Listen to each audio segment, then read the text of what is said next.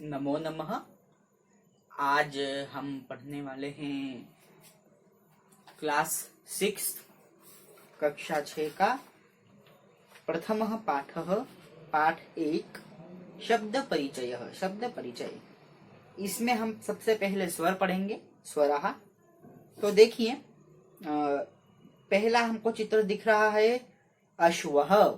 ये मैं घोड़े का चित्र दिख रहा है और घोड़े को संस्कृत में अश्व कहा जाता है। तो जो पहला चित्र में के नीचे लिखा अश्वः, तो इसमें स्वर क्या है? इसमें स्वर अ है। ओके।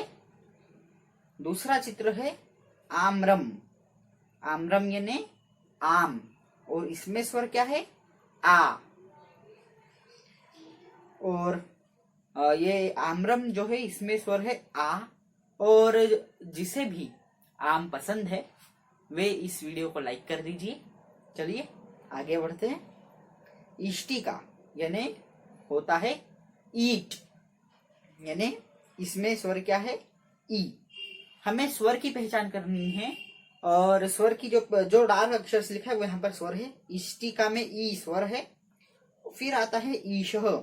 ईशः यानी भगवान। इष्टिका यानी ईट, जिससे घर बनते हैं वो ईट। आपके घर जिससे बने वो ईट। और ईशः यानी भगवान। इसमें भी क्या है? स्वर जो है वो ई है। उष्ट्रः। उष्ट्रः यानी होता है ऊंट। आपको जो भी चित्र में दिख रहा है वही होता है वैसे तो, ऊंट। इसमें क्या है? ऊ स्वर है। उसके बाद स्वर ऊ है। और उसके बाद आता है ऊर्णः, बड़ा ऊ। अब ऊर्णः यानी होता है ऊन। ऊनी वस्त्र जिससे कपड़े बनते हैं ना, ऊन से, वो ऊन। ऊर्णः यानी ऊन। उसके बाद आता है ऋषि, यानी इसमें जो स्वर है वो है री। री इसका जो है स्वर है। ओके। ऋषि यानी तपस्या जो करते हैं उन्हें ऋषि कहा जाता है। तो चलिए हम आगे बढ़ते हैं। एणः। एणः यानी होता है हिरण। तो एणः में क्या है? ए। ये जो ए लिखा हुआ है पहला अक्षर, ये स्वर है। ओके। उसके बाद में आता है ऐन्द्रजालिकः, यानी जादूगर।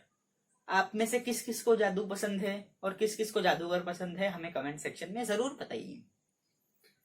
ए, इसमें स्वर जो है वो है ए। उसके बाद आता है ओष्ट्रव, यानी होठ। इसमें स्वर क्या है? ओ। होठ, ये जो हमारे होठ है इन्हें ओष्ट्रव बोलते हैं संस्कृत में। ओष्ठव, होठ। और इसमें स्वर जो है वो है ओ। उसके बाद आता है औषधम, यानी दवाई, मेडिसिन्स। जो हम बीमार होते हैं, हमें बुखार आता है, सर्दी खांसी होती, तब हम जो मेडिसिन्स लेते हैं, दवाइयां लेते हैं, उसे संस्कृत में औषधम बोलते हैं। औषधि बोलते हैं, यहाँ पर औषधम बोलते हैं। तो यहाँ पर जो है स्वर है वो है औ। उसके बाद आता है व्यंजनानी, यानी अब हम पढ़ेंगे। अभी जो हम पढ़ रहे थे वो क्या था? वो स्वर थे। अब आता है व्यंजनानी, यानी अभी अब व्यंजन आएंगे। अब जो यहाँ पे है ये जैसे कमलम, तो क क्या है? तो यहाँ पर अब स्वर नहीं बोलना, अब ये जो है व्यंजन। तो कमलम में क जो है वो है व्यंजन। खड्गः। खड्ग में तलवार, और कमलम यानी कमल। तलवार क्या है? मतलब खड्गः यानी तलवार। और जो ख है ये है इसमें व्यंजन। गणेशः। गणेशः यानी गणपति, भगवान श्री गणेश। इसमें ग क्या है? व्यंजन है। घटः। घटः यानी घड़ा, जिसमें हम पानी भर के रखते हैं। जो हम पानी पीते हैं वो जिस घड़े में हम भर के रखते हैं। Sorry for disturbing. घटः यानी घड़ा। Sorry for disturbing. घटः यानी घड़ा। घड़ा यानी वो जिसमें हम पानी भर के रखते हैं, है ना। उसके बाद आता है गंगा, यानी इसमें जो है ड जो है गंगा, मतलब संस्कृत में गंगा या ऐसा जो अम वाली चीज आती है उसके यहाँ पर ड लगता है। तो ये जो ड लगा हुआ है ये जो है ये व्यंजन है। जो भी जैसे घटः में घ व्यंजन है, गंगा में ड व्यंजन है, ऐसा ही। फिर आता है चक्रम। चक्रम यानी चक्र, पहिया, गाड़ी का पहिया हो, बैलगाड़ी का पहिया हो, जो भी है, टायर, चक्र। चक्रम यानी चक्र। अशोक चक्र हमारे जो तिरंगे झंडे के बीच में है, चक्रम। तो ये चक्रम में व्यंजन क्या है? च। फिर आता है छत्रम। छत्रम में ये व्यंजन क्या है? छ। छत्रम यानी छतरी, छाता। जलयानम, जलयानम यानी जहाज, समुद्र का जो में जो जहाज चलता है वो, इसमें व्यंजन क्या है? ज। झरह यानी झरना, वाटरफॉल, मतलब जो हम जिसके यहाँ जाके हम सेल्फी खिंचवाते हैं ना, जिसके पास जाके हम जब घूमने आते तब, वो झरना। झरह यानी झरना। चंचुहू यानी चिड़िया का जो चिड़िया, न इसमें जो है न, चंचुहू यानी जो सॉरी चिड़िया की जो चोंच रहती है उसे बोलते हैं चंचुहू। सिर्फ चोंच, जो लाल कलर की दिख रही है ना आपको बुक में, ये चोंच। न जो है ये एक व्यंजन है। टंकर्ण यंत्रम यानी एक ये जो है ये एक यंत्र आता है बजाने के लिए, उस यंत्र की बात हो रही है। इसमें जो है ट जो है वो क्या बोलते व्यंजन है। ठठक, इसमें भी ठ व्यंजन है। ठठक यानी ये जो मिट्टी के बर्तन बनाते हैं वो। डमरू, इसमें डमरू यानी जो शंकर जी बजाते हैं वो, ड व्यंजन है। ढोल यानी इसमें ढोल, जो ढोल बजा के जो नाचते हैं वो ढोल, इसमें जो है ढो जो है वो व्यंजन है। बण यानी बाण, जो राम भगवान ने रावण को मारने के लिए चलाया था वो बाण, इसमें ण व्यंजन है। आगे पेज पलटिए, पेज नंबर 4। तरुह यानी पेड़, इसमें क्या है? त व्यंजन है। थह मतलब थह व्यंजन, थ यानी पर्वत, और इसमें जो थ लिखा है वही व्यंजन है, मतलब यही एक अक्षर वाला ही शब्द है ये। दर्पण यानी दर्पण यानी कांच, जिसमें हम अपना चेहरा देखते हैं, शीशा, आईना, इसमें द व्यंजन है। धनु यानी धनुष, इसमें ध व्यंजन है। नरेश यानी राजा, महाराज, इसमें न जो है वो व्यंजन है। पर्णम यानी पत्ता, पेड़ का पत्ता जो बोलते होता है, उससे हम जो पत्ती बोलते हैं जिसे, उसे संस्कृत में पर्णम बोलते हैं। इसमें जो प है वो व्यंजन है। फणी यानी सांप, फ, इसमें जो होता है फ, ये फ व्यंजन है। बकह यानी बगुला, इसमें ब व्यंजन है। भल्लूकह यानी भालू, इसमें भ व्यंजन है। मयूर यानी मोर, इसमें म व्यंजन है। यज्ञ यानी यज्ञ, जिसमें य व्यंजन है। रथ यानी रथ, जिसमें र व्यंजन है। लड्डू यानी लड्डू, जिसमें ल व्यंजन है। जिसे लड्डू पसंद है वो इस चैनल को सब्सक्राइब कीजिए और बेल आइकन को प्रेस कीजिए। वटह यानी इसमें पेड़, और इसमें व व्यंजन है। शशक यानी खरगोश, इसमें श व्यंजन है। षटपद यानी भौरा, इसमें श व्यंजन है। सरह यानी जो तालाब होता है ना, उसे सरह बोलते हैं संस्कृत में, इसमें स व्यंजन है। हलम यानी हल, आप में से जो भी ये वीडियो देख रहे हैं, जो किसान हैं, जिनके पापा किसान हैं, वो उनको मालूम होगा हल क्या होता है। हलम यानी हल में ह व्यंजन है। संयुक्त व्यंजनानी यानी दो व्यंजनों को मिलाकर जो व्यंजन बनता है उसे बोलते हैं संयुक्त व्यंजनानी। देखिए पहला वर्ड क्षत्रिय, अब इसमें क्ष बोलिए एक बार, क्ष, क्ष यानी क भी हो रहा है, क भी आ रहा है और श भी आ रहा है, और क और श इन दोनों को मिलाकर बन रहा है श। एक अक्षर मतलब एक अक्षर जो बन रहा है क्ष, वो क और श को मिलाकर बनता है। एक सेकंड,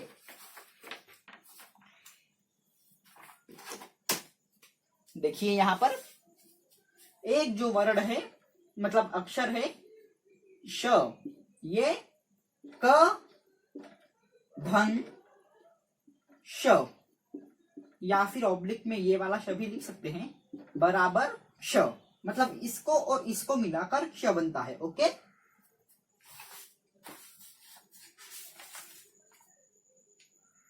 उसके बाद आता है त्रम, त्रसम यानी जो वन होता है, त्रसम वन, पेड़ पौधे, वन, ये सब। तो त और र बराबर त्र। ओके, उसके बाद आता है ज्ञानी। इसमें ज्ञा है। अब ये देखिए, ज्ञा भी ग धन ज्ञा, ज्ञा बराबर ज्ञा। ये भी जो भी दो अक्षरों को मिलाकर एक अक्षर जब बनता है तो उसे संयुक्त व्यंजन कहते हैं। पेंसिल ग्रे ज्ञानी। फिर आता है चित्राणी दृष्टवा नामानी लिखत, यानी चित्र में जो दिख रहे हैं आपको फोटो, उनके नाम आप लिखिए। यथा अश्वः, यानी जैसे अश्वः यानी घोड़ा। अब यहाँ पर आपको चित्र में क्या नजर आ रहा है, आप बताइए। एक फूल, गुलाबी कलर का फूल यानी कमल का फूल। तो इसको इसके नीचे आप लिखिए कमलम, इसका मतलब होता है कमल। फिर आती है तलवार। ओके, तो तलवार को बोलते हैं खड्ग संस्कृत में। तो यहाँ पे लिखिए आप खड्ग, तो पीछे दिया हुआ है कि मैं आपको बताऊं कि खड्ग कैसे लिखते हैं। चलिए एक काम करते हैं कि मैं ही बता देता हूं।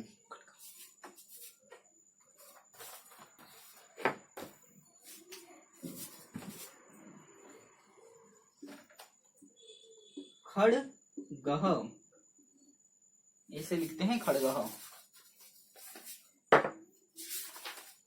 उसके बाद आता है घटः। फिर आता है, ये जो आपको घड़ा दिख रहा है इसमें, तो यहाँ लिखिए घटः। फिर आता है छत्रम, तो छतरी, इसका मतलब होता है छत्र या छतरी। उष्ट्रः यानी ऊंट। एणः यानी जो मैंने आपको पहले बताया था, यानी हिरण। धनुः यानी धनुष। आम्रम यानी आम। और ढोलः यानी ढोल। तो आप यहाँ पे इनके जो भी चित्र है इनके नीचे इनके नाम लिखे जो मैंने आपको बताए हैं, जैसे एणः, ढोलः, आम्रम, धनुः, छत्रम, उष्ट्रः वगैरह। चलिए अब आगे आते हैं। कोष्ठात उचितम शब्दम चित्वा चित्रानुसारम लिखत, यानी कोष्ठक में जो शब्द दिए हैं उनको देखकर आप चित्र के अनुसार उनके नीचे उनके नाम लिखिए। चलिए, तो पहले है ईशः। तो ये यहाँ पर एग्जाम्पल दिया हुआ है कि जैसे ईशः, यहाँ उसके आगे है, हमें चित्र में क्या नजर आ रहा है, हमें चित्र में नजर आ रहे हैं एक ऋषि। तो यहाँ पर लिखिए आप ऋषि। उसके बाद हमें नजर आ रहे हैं गणेश जी। तो यहाँ पर आप लिख सकते हैं गणेशः। ओके, उसके बाद आते हैं होठ। तो आप लिख सकते हैं ओष्ट्रौ, ओष्टौ। फिर आता है झरना, तो झरह। फिर आता है मोर, तो मयूरः।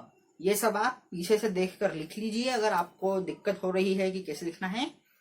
तो पीछे दिए हुए हैं मयूरः यानी मोर। फिर आता है बकः यानी बगुला। फिर यहाँ पर हमें दिख रहा है सर्पः, यह सर्प को फणी भी बोलते, तो फणी लिखिए। फिर आता है रथः, तो यहाँ रथः लिखिए। चलिए अब मुझे आपको बोर्ड पर बताना पड़ेगा चटका। तो इसे अब यहाँ पे लिखा है अधोलिखित पदानाम शब्दानाम ऋणान पृथक पृथक लिखत, यानी जो शब्द है इन्हें हमें अलग करके लिखना है।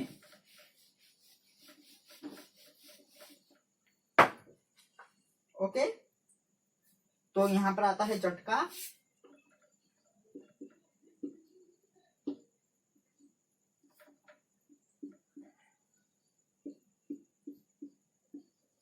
च धन अधन, ट धन अधन, क धन आ की मात्रा लगाएंगे आप यहाँ पर। उसके बाद आता है नरेशः।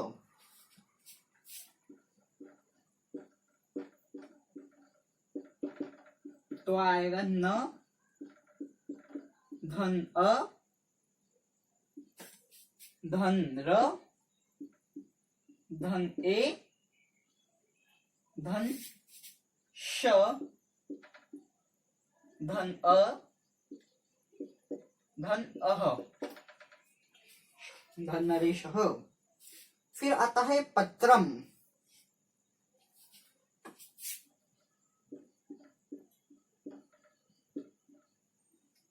तो इस पत्रम का आएगा प धन अ धन त धन र धन अ धन म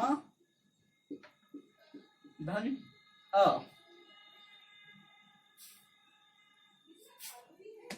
पत्रम के बाद आएगा दर्पण।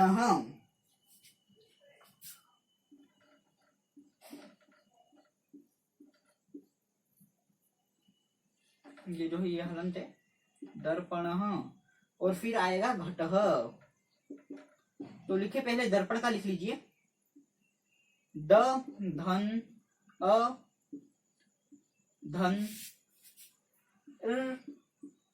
धन प धन अ धन धन अ धन अह। उसके बाद आता है घटः। तो घटः का भी लिख लीजिए, घ धन अ धन ट धन अ धन अह। तो घटः हो गया। चलिए अब आप इसका स्क्रीनशॉट खींच लीजिए, फिर हम आगे बढ़ते हैं। 5 4 3 2 1। चलिए आगे बढ़े।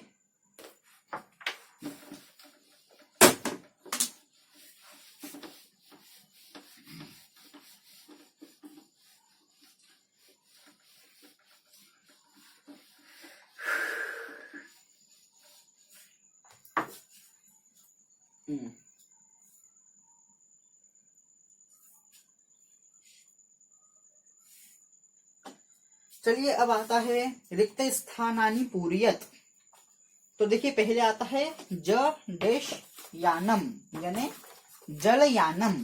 तो ज के बीच में ऐसा क्या है, यहाँ पर है ल। तो ये तो मैं आपको ओरल ही करवा देता हूं, मुझे बोर्ड पर लिखने की जरूरत नहीं है, आप थोड़े बड़े हो गए हैं। तो ज के बाद आता है ल, यहाँ पर बीच में जो डेश है यहाँ पर आप ल लिखिए, तो ये हो जाएगा जलयानम। फिर आता है श श डेश। तो श श कह यानी खरगोश क, और फिर विसर्ग लगा लीजिए। फिर आता है ग गणेश, ग डेश शह, तो गणेश, तो गणे लिखिए। फिर आता है डेश क्रम, यानी च लिखिए यहाँ पर चक्रम, ओके, यानी जो चक्र रहता है वो। ई डेश का, तो मैं ये इष्टि का आएगा, यहाँ पर आपको लिखना है इष्टि, ओके, इष्टिका। देखिए इष्टि ऐसा लिखना है, इष्टिका।